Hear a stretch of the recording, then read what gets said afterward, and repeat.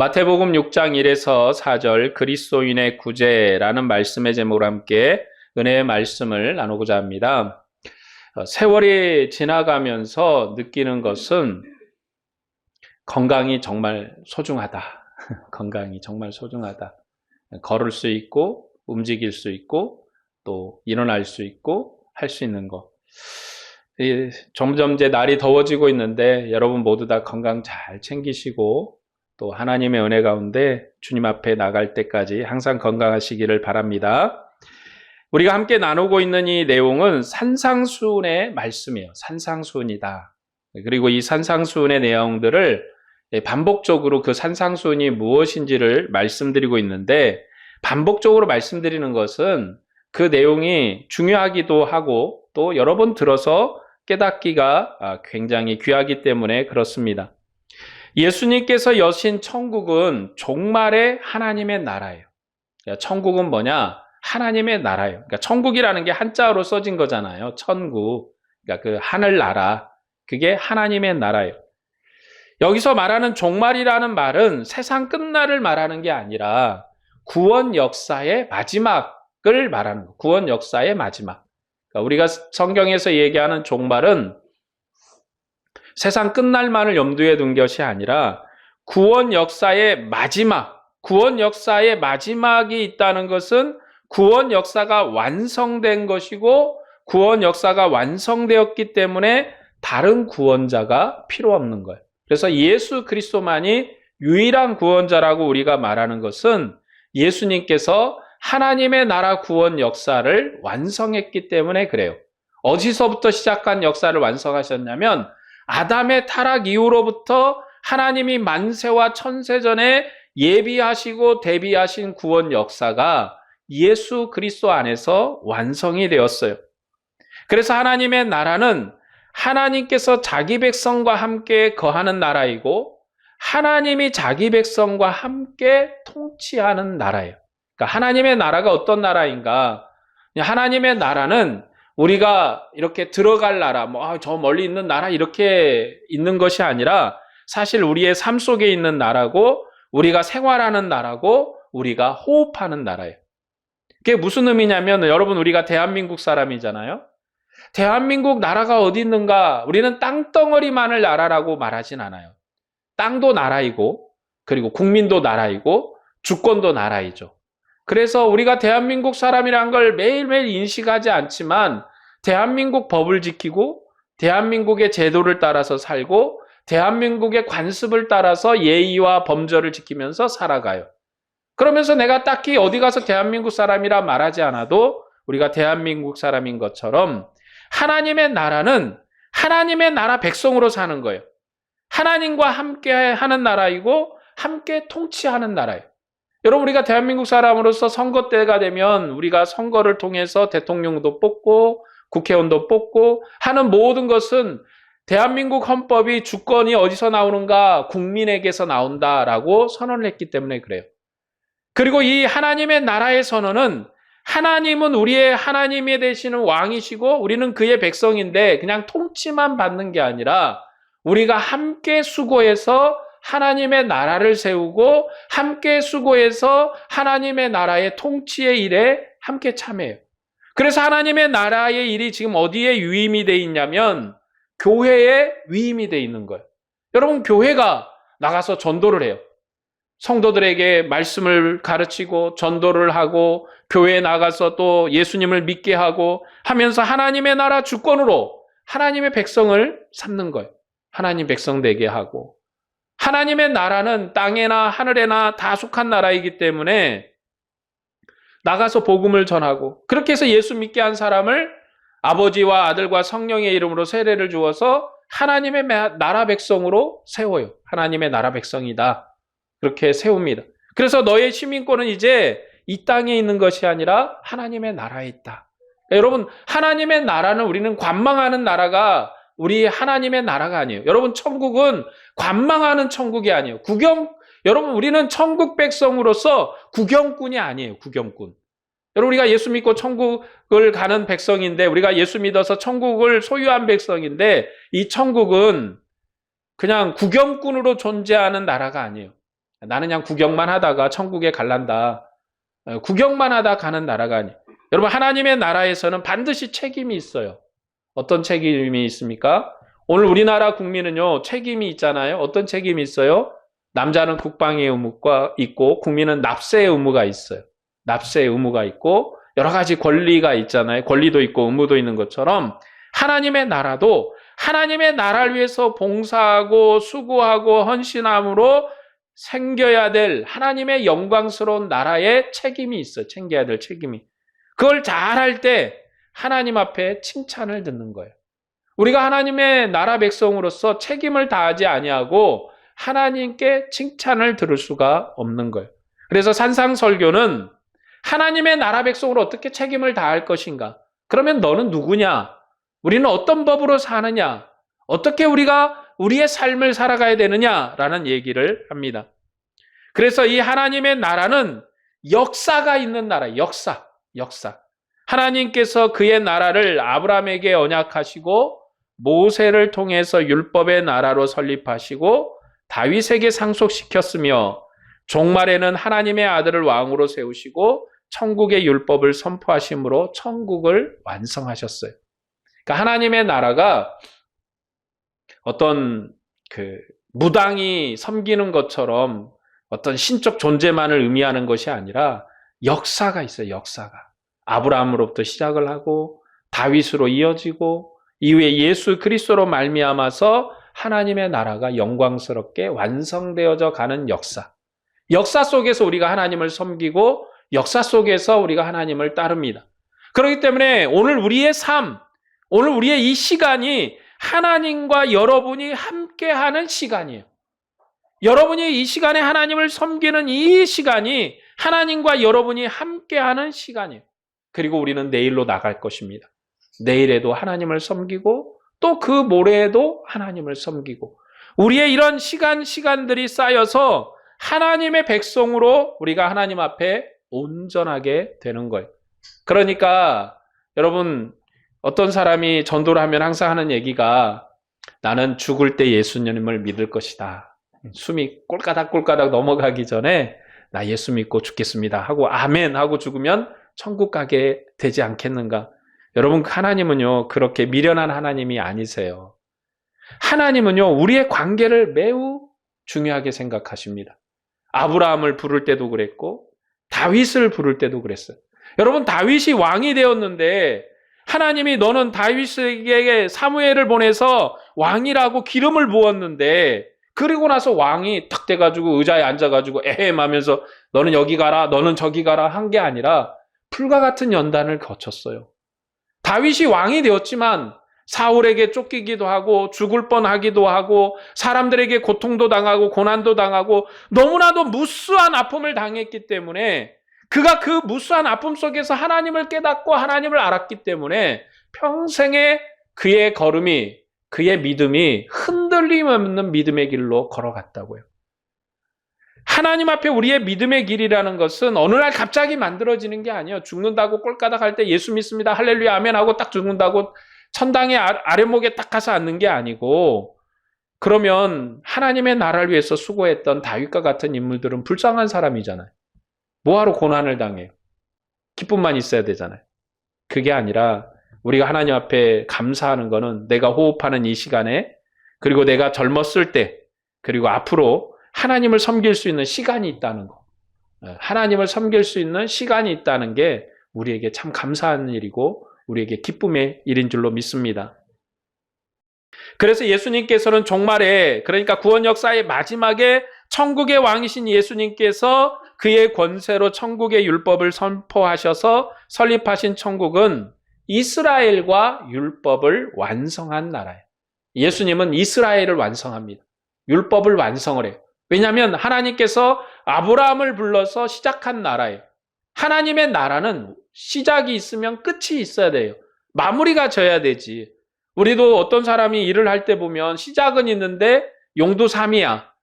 시작은 거창한데 끝은 뱀꼴이잖아요. 아무것도 없어. 시작은 막 하는데 끝이 없잖아요. 그런 하나님은 그런 하나님이 아니세요. 시작한 일을 마무리를 짓습니다. 그런데 마무리를 짓는 게 너무 영광스러워요. 시작은 종을 보내서 시작을 했어요. 모세라는 종을 보내서 시작을 했는데 마무리는 아들을 보내서 마무리를 짓습니다. 그리고 아들을 보내서 새로운 나라를 시작하게 하세요.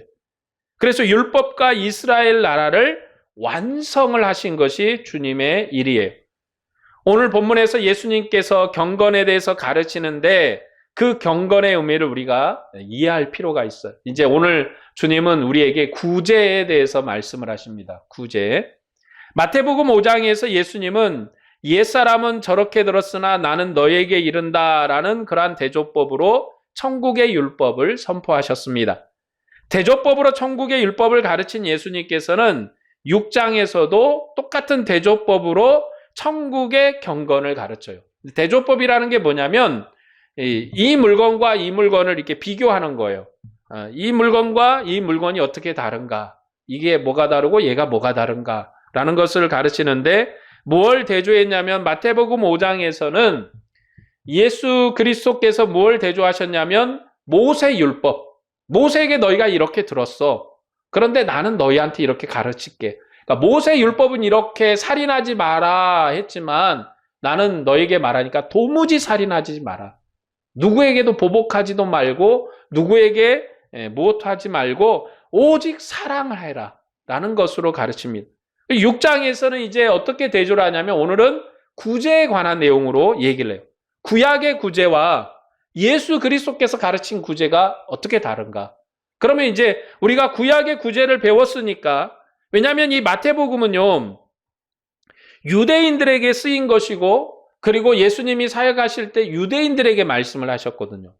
그리고 유대인들은 하나님의 율법을 받은 백성이라 그걸 완성을 시켜야 돼요. 뭘로 완성을 시키는가? 땅의 것으로 완성시키는 게 아니라 하늘에 속한 것으로 완성을 시키셔야 돼요.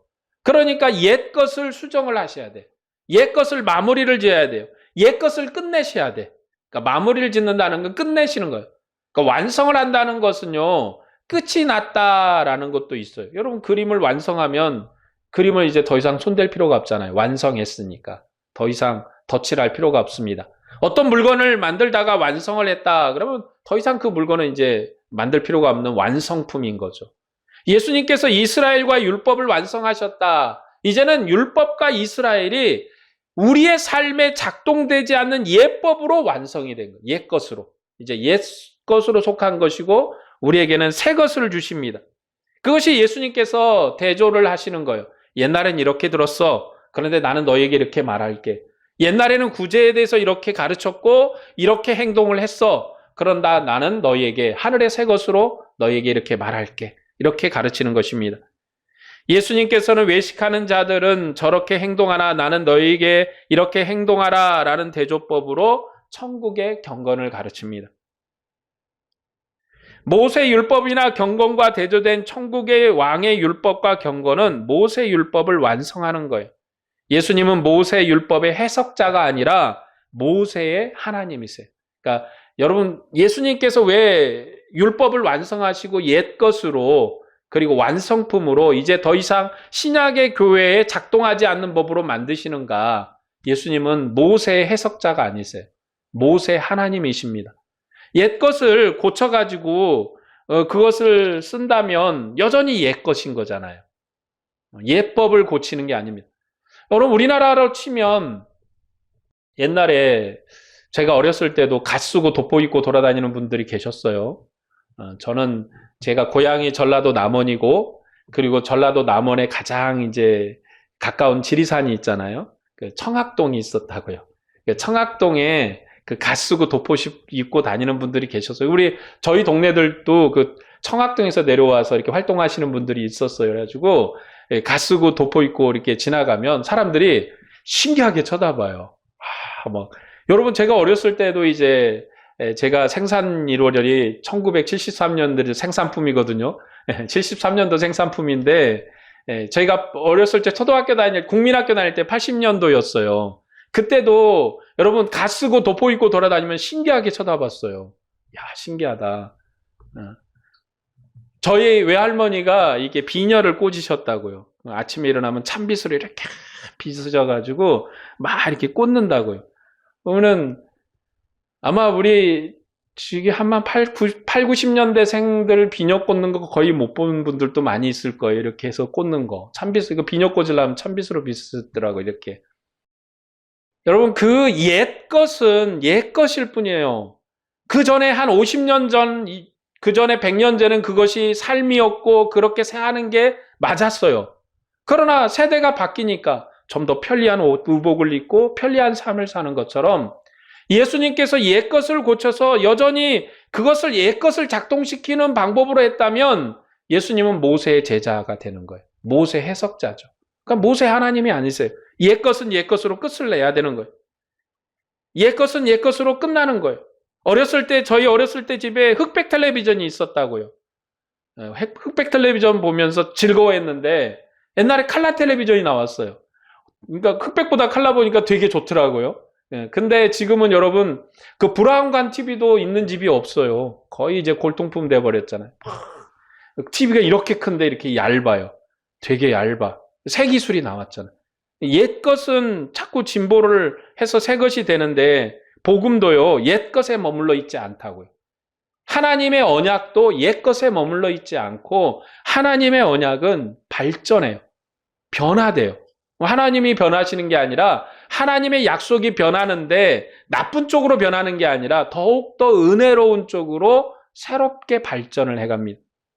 그래서 예수님께서 대조하신 말씀은 거짓과 참된 것의 대조가 아니라 하나님께서 이제 하나님의 새로운 은혜의 단계로 나가는 은혜의 대조인 거예요. 그리고 예수님께서는 서기관과 바리새인이 율법을 왜곡하고 왜곡했기 때문에 그들이 정말 바른 가치가 없다. 그들의 행동은 문제가 있다라고 그들을 비난하는 게 아니에요. 여러분 산상수훈에서 예수님은 바리새인이나 서기관을 비난하지 않습니다. 모세 율법을 비난하지 않아요. 왜냐하면 그것은 그 시대에 합당한 가르침이었고 그 시대에 합당한 원리였어요. 그러나 이제 새 것이 왔기 때문에 더 광대한 빛이 왔기 때문에 그 시대에 합당한 것으로 하나님을 섬기도록 은혜를 베푸시고 인도해 주세요. 조금 예를 들기가 좀 어려운지 모르겠는데 제가 어렸을 때도 이렇게 그 기름 등불 있잖아요. 그 호롱 등불 같이 이렇게 생겨서 기름 올려가지고 이렇게 하는 게 제가 어렸을 때 그걸 키셨어요, 어머니가. 백열 전등이 있었는데 비싸니까 기름 받아다가 이제 겨울에 이렇게 뜨는데 지금은 얼마나 이게 등이 좋은지 여러분 백열 전구 쓰다가 형광등 들을 때 너무 밝았잖아요. 근데 지금은 이 다 LED 등이에요. 형광등보다 몇십 배나 밝아요. 그리고 그 밝은 만큼 전기도 조금 써요. 얼마나 발전을 했습니까? 그런 것처럼 이미 이제는 이 바리새인과 서기관이 가르치는 것은 호롱불에서 공부하는 그 시대의 가르침을 줬단 말이에요. 그 은혜의 시대예요. 여러분 빛이 없는 시대에 호롱불 밑에서 공부한다는 건 참으로 은혜로웠어요. 형광등 밑에서 공부한다는 건 참으로 은혜로웠어요. 그러나 이제 LED 등이 밝은 이 시대에 살면서 여러분 호롱불 밑에서 공부해야겠다. 옛날 사람들 그렇게 해가지고 공부도 잘했더만 하고 호롱불 밑에서 공부하고 있으면 사람들이 쳐다보고 까우뚱하죠. 좀 정신이 좀 이상한가. 얼마나 밝은 게 많고 좋은 게 많은데 호롱불 밑에서 공부한다고 저러나. 예수 그리스도 오시기 전에 이스라엘이 아는 법은 오직 모세 율법뿐이었다고요. 그 법에서 가르쳤기 때문에 그들이 잘했다 잘못했다 그들을 비난할 일이 아니에요. 왜냐하면 그들은 그들이 아는 상식 안에서 그들이 아는 지혜 안에서 바르게 행동을 한 것입니다. 그것이 그들의 삶이고 은혜였어요. 예수님께서는 모세 율법과 경건을 대조해서 천국의 율법과 경건을 선포하시는데 이것은 이스라엘과 율법을 완성한 천국을 설립하시는 거예요. 자, 오늘 본문 2절 말씀을 보겠습니다. 이제 구제에 대해서 본격적으로 예수님의 내용 또 가르치신 말씀에 대해서 생각해 보겠습니다. 본문 2절이에요.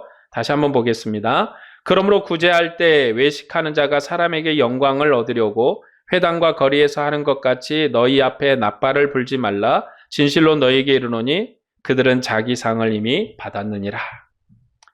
자, 외식하는 자는 구제할 때 사람들이 알게 하려고 회당과 거리에서 구제를 합니다.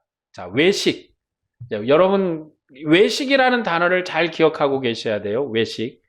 자, 외식하는 자는 그 외식하는 자는 구제하는 것을 사람에게 보여요. 사람에게 영광을 얻으려고 그렇게 구제해요. 산상수훈에서 외식하는 자는 거짓된 자가 아니라 옛사람 이스라엘을 말하는 거예요. 그러니까 외식을 했다 그러니까 우리는 나쁜 놈, 저런 못된 놈 이런 식으로 가버리는데, 외식을 했다라는 것은 나쁜 표현이 아니라 옛사람 이스라엘에 대한 대체 언어예요. 옛사람에 대한 얘기죠. 자, 이스라엘은 육체의 예법인 모세 율법을 따라서 행했어요. 그리고 율법을 맡은 자의 판단 아래서 행했습니다. 자, 이 말이 무슨 뜻이냐면, 여러분, 이 율법은요, 육체의 예법이에요. 육체. 여러분, 사람의 마음을 판단할 수 있어요? 우리나라 속담도 이런 말이 있잖아요. 한 길 물속은 알아도, 10길 물속을 알아도 한 길 사람 속은 모른다. 여러분, 물은 뻔히 들여다보니까 거기에 물고기가 지나가는지 뭐가 있는지 보이잖아요. 근데 사람의 마음은 안 보여요. 하나님은 우리를 아시지만 구약 이스라엘 때는 아직 죄와 사망이 통치하게 있기 때문에 하나님이 직접 다스리지 않으세요. 그러면 대리왕을 세워서 다윗이나 솔로몬이나 대리왕을 통해서 일하셨거든요. 그러면 하나님의 법을, 이제 모세 율법을 하나님께서 모세에게 율법을 주시고 그 모세 율법이 이스라엘의 법인데 그것을 시행하는 사람이 하나님이 아니에요. 하나님이 법을 주셨는데 사람이 시행을 한다고요. 근데 사람이 속을 알 수가 없어요. 그래서 이스라엘의 예법, 이스라엘의 법은요, 육체의 법이, 육체의 법. 그래서 육체로 판단을 해요. 육체로 판단을 한다는 게 뭔 얘기냐? 그 사람이 행한 대로 판단을 하는 거예요. 행하는 대로. 왜냐하면 사람 속을 알 수가 없어요. 가끔 이제 우리가 그런 경우를 보잖아요. 그때 가서는 막 어떤 A라는 사람이 있는데 어떤 이제 C라는 사람이 B를 만나서 막 그러는 거예요. A 나쁜 놈이다. 뭐 도둑질도 해먹은 놈이다. 성깔도 아주 개차반이다. 그러고 탁 해놓고 이제 막 가서 뒷담화를 막 깠단 말이죠. 근데 A라는 사람을 딱 만나가지고 얼굴 면전에다 대고 욕을 할까요? 씨 웃는 거죠. C라는 사람이 막 웃으면서 아유 멋있습니다. 아유, 오늘 옷이 좋습니다. 여러분 사실 근데 그게 그 C가 저예요. 여러분 여러분 우리 속으로는 저 사람에 대해서 갖가지 생각을 해요. 뭐 머리는 왜 저렇고 다니느냐, 옷은 왜 삐뚤어지게 입고 다니느냐, 왜 옷은 저렇게 멋대가리가 없느냐, 속으로는 생각하지만 겉으로는 웃으면서 멋있습니다, 이쁩니다, 참 좋습니다. 왜 그래요? 그게 사람이 사는 법이에요. 대놓고 면전에 대고 눈은 왜 삐뚤어졌어요? 코는 왜 삐뚤어졌어요? 입은 왜 짝지해졌어요? 말할 수가 없잖아요. 말하면 큰일 나요. 안 되잖아요. 그러니까 이스라엘은요, 육체로 살아가는 거예요. 그렇기 때문에 사람의 마음을 알 수가 없어요. 율법을 맡은 것도 사람이라 행한 대로 판단을 하는 거지 마음의 생각을 판단하는 법이 없어요. 율법이 그래요. 그래서 이스라엘의 경건은 모세 율법을 따라서 행동하는 경건이에요. 행위의 경건이에요. 율법을 맡은 사람에게 보이는 경건이에요. 보여야 돼. 학교 다닐 때도 그런 일들이 많이 있었는데 막 친구들하고 떠들다가 막 시끄럽게 떠들다가 막 얘가 막 떠들어. 그런데 어떤 애가 와서 야 너희들 조용히 안 해 말아라 막 얘기하고 있으니까 선생님이 와가지고 그 떠든 애들 뭐라 애 보고 뭐라 하는 거예요. 왜 너는 공부 시간에 자습시켜놨더니 떠들고 있느냐. 선생님한테 아닌데요 제가 안 떠드는데 얘들이 떠들어서 그랬는데요. 그런데 선생님 눈에는 본 거는 걔가 일어나서 막 시끌게 떠든 것만 본 거예요. 그 전에 일은 모르잖아요, 상황을. 그러니까 일어났던 애만 혼나는 거야. 그런 경우가 가끔 있잖아요. 똑같은 거예요. 이스라엘 백성에게 율법을 맡은 자들이 있는데 그들에게 보여야 돼. 보여야지 판단을 하죠. 사람인지라. 그래서 이스라엘의 선생으로부터 하나님께 의롭게 행했다 판단을 받는 경건이 구약의 경건이 판단을 받아야 돼. 그러니까 이 외식한다는 것은요. 나쁘고 이 고약스러운 놈 이런 뜻이 아니라 하나님 앞에 사실은 사랑의 마음은 없어도 외식이 가능한 거예요. 구약의 율법은 외식이 가능해요. 이스라엘이 경건을 행하는 것은 회당이에요. 그들의 종교의 활동 장소입니다. 재판정이며 거리는 이스라엘 백성이 모이는 거리예요. 그래서 이스라엘 백성의 구제는 단순히 선행을 위한 구제가 아니라 이스라엘을 하나 되게 하는 율법의 구제입니다. 이스라엘은 하나님께 율법을 규정하신 구제대로 행해야 돼요. 여러분, 이스라엘에게 구제를 주셨는데 이 구제는 뭐냐면 이런 거예요. 어떤 구제냐면 벼이삭을 이제 수확을 할 때 이게 벼이삭이 떨어지잖아요. 그럼 안 줍는 거예요. 그건 누구를 위한 거예요? 여행자, 가난한 사람, 이런 사람을 위해서 줍지 않아요. 그런 게 이제 이스라엘의 구제죠. 그리고 이스라엘은 11조를 2번을 내요. 하나님께 드리는 11조와 가난한 자를 위한 11조를 2번을 냅니다. 하나님 성전에 11조가 있고 가난한 자를 위한 11조가 있어요. 그런데 정말 내가 이거를 왜 하나님이 명령하셨냐면 이스라엘이란 공동체는 하나님의 나라 백성이에요. 아브라함의 후손이에요. 아브라함 백성이에요. 그리고 아브라함에 속한 백성인데 그 공동체가 가난한 자나 또 부한 자나, 가난한 자는 못 먹어서 굶어 죽고 부자는 잘 먹어서 뚱뚱해지고 이런 나라가 되면 안 돼요. 그래서 부자들이 있는 것을 내놔서 가난한 자들에게 줌으로 인해서 그 나라가 서로가 평균케 되는 나라가 되게 해야 돼요. 그래서 이 구제를 하는데 사실 이 형제에 대한 사랑의 마음이 1도 없고 그냥 깨알 만큼이 없다 할지라도 그렇게 하면 형제 사랑이 되는 거예요. 그냥 행동하면. 마음이 없어. 형제 사랑의 마음은 하나도 없어. 그런데 내가 정말 이 형제를 너무 사랑해. 사랑해서 몰래 갖다 주잖아요. 그리고 구제 11조를 내지 않아. 몰래 갖다 주고 구제 11조를 안 내. 그러면 율법을 맡은 사람이 판단할 때 뭐라고 그러겠어요? 야, 너는 왜 구제 11조를 안 내? 하나님의 율법을 왜 안 지켜? 이렇게 되는 거예요. 나는 형제를 너무 사랑해서 몰래 갖다 줬단 말이에요. 몰래 갖다 줬어. 그러다가 갖다 주다 보니까 구제 11조를 못 냈어. 그럼 하나님이 판단하시겠지. 여러분, 구약은요, 하나님이 판단하는 시대가 아니라 하나님의 율법을 맡은 사람이 판단하는 시대예요. 그렇기 때문에 그들에게 있어서는 개인적 선행이 하면 안 돼요. 공동체를 위해서. 개인적으로 선행을 하는 것이 아니라 그 개인적인 선행은 자기가 하는 일이고 구제 11조는 반드시 내야 되는 거예요. 구제 11조를. 그래서 이스라엘의 법률인 율법이 이스라엘 공동체를 유지하게 한 율법이면서 그들의 구제도 이스라엘의 공동체를 유지하기 위해서 섬기는 제도예요. 이스라엘 백성이 광야에서 많이 거둔 자나 적게 거둔 자나 부족함이 없었던 것처럼 모두가 평균케 되는 것이 하나님의 은혜입니다. 그러니까 이스라엘이 구제한다는 것은 가나안 땅에 정착해서도 광야의 만나가 계속되게 하는 거예요. 가나안 땅에. 여러분, 이스라엘 백성이 가나안에 정착하자마자 이 가나안 땅에 내렸던 만나가 40년 동안 내렸던 만나가 딱 끝났거든요. 그러면 이제 부자는 부자대로 배부르겠지만 가난한 사람 누가 돌볼 거예요? 누가 이 사람을 구제할 거예요? 그러니까 이 구제의 제도를 통해서 만나의 역사가 계속되도록 한 게 하나님의 은혜예요. 그런데 이걸 몰래 하게 하신 게 아니라 구제 11조를 통해서 이 일을 하도록 하신 거기 때문에 이대로 해야 돼요. 오늘 우리 식으로 표현하면 이렇게 표현할까요?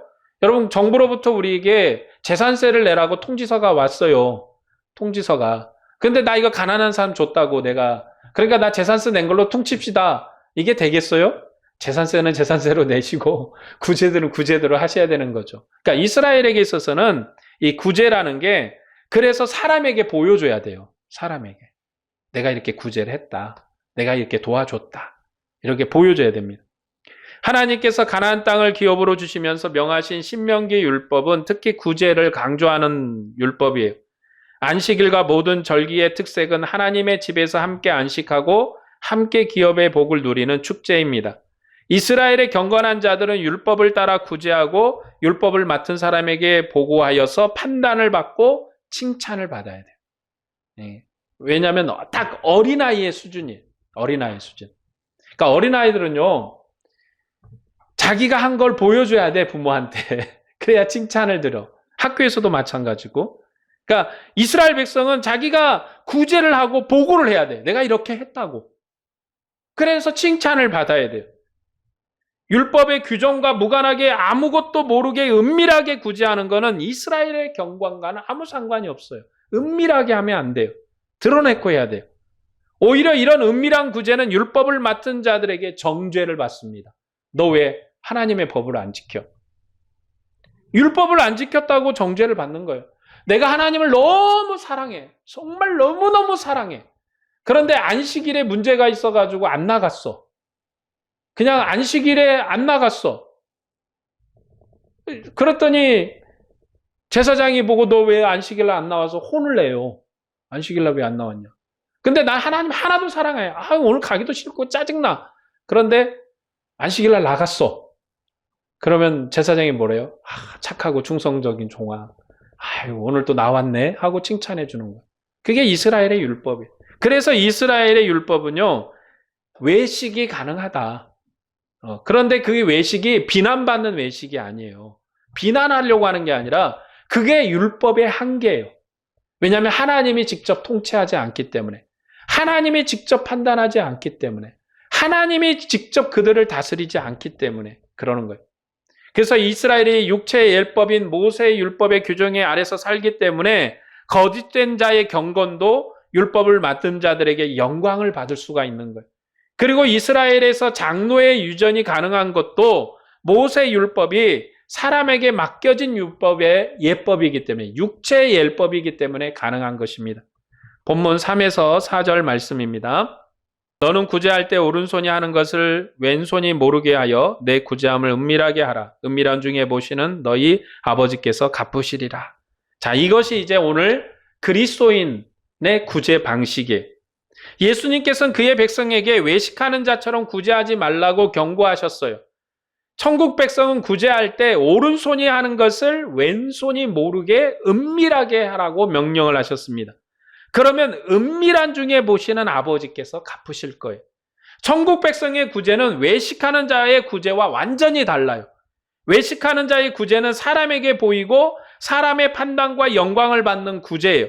그러나 천국 백성의 구제는 은밀한 중에 계신 하나님 앞에서 행하는 하늘에 계신 아버지께 상을 받는 구제예요.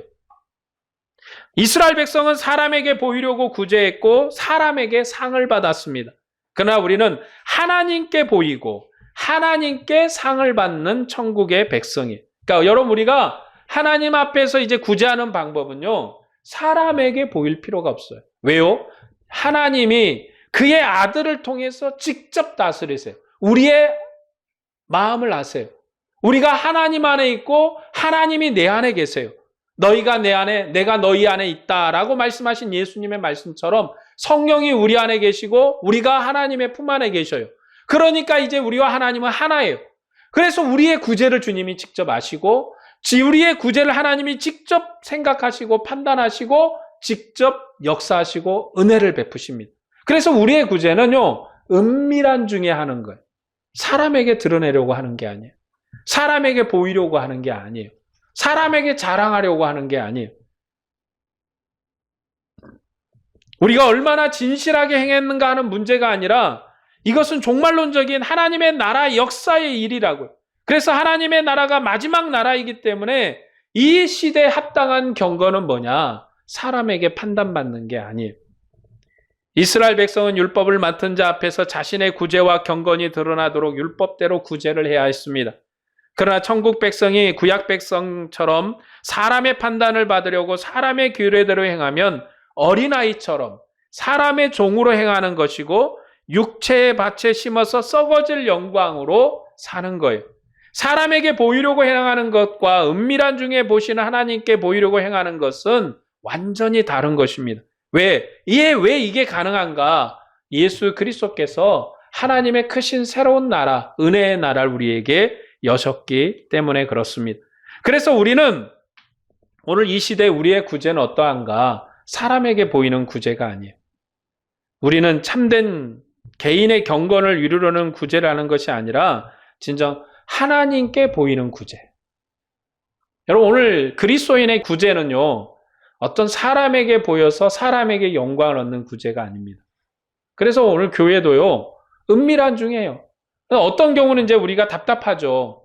교회가 구제를 참 많이 하거든요. 보이거나 보이지 않는 중에도 많이 돕습니다. 그런데 안 보여요. 안 보입니다. 좀 나타냈으면 좋겠다. 보여줬으면 좋겠다. 그런데 하나님의 일은요, 은밀한 중에 행한 것이 반드시 산에서 외침이 될 줄로 믿습니다. 산에서 외침이 될 거예요. 우리나라에 많은 병원들이 있는데 가장 큰 병원이라 할 수 있는 세브란스 병원이 처음 세워졌을 때, 여러분, 연세대학교에서 세브란스 병원을 세울 때 돈이 없었어요. 돈이 없어가지고 병원 어떻게 세워야 될까? 그래서 왜 세브란스 병원이 연세병원이 아니고 연희병원이 아니고, 여러분, 연세대학이라는 이 말도요, 연희와 세브란스의 앞자를 따서 연세대학이 된 거예요. 근데 이 세브란스 병원을 세울 때 미국에 세브란스라는 사람이 돈이 많은 부자였어요.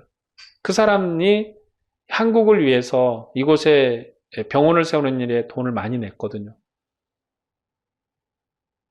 그러나 여러분, 세브란스만 투자한 게 아니에요. 사실 제가 얘기하려는 건 세브란스 얘기를 하려고 하는 게 아니라 수많은 미국의 이름 모를 사람들이 이 한국의 병원을 세우는 일에 기도하고 동참을 하고 이름도 빛도 없이 이제 일을 했습니다. 그 중에 가장 큰 역할을 했던 게 세브란스라는 사람이고, 그렇지만 수많은 사람들이 함께 수고했어요. 우리가 알지 못하는, 우리가 들어보지도 못한 이름들이 그 속에 많이 있습니다.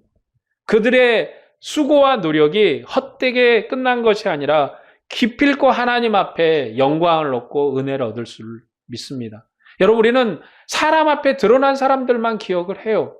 역사에서도 복음을 위해서 수고했던 많은 이름 날렸던 사람들만 기억을 합니다.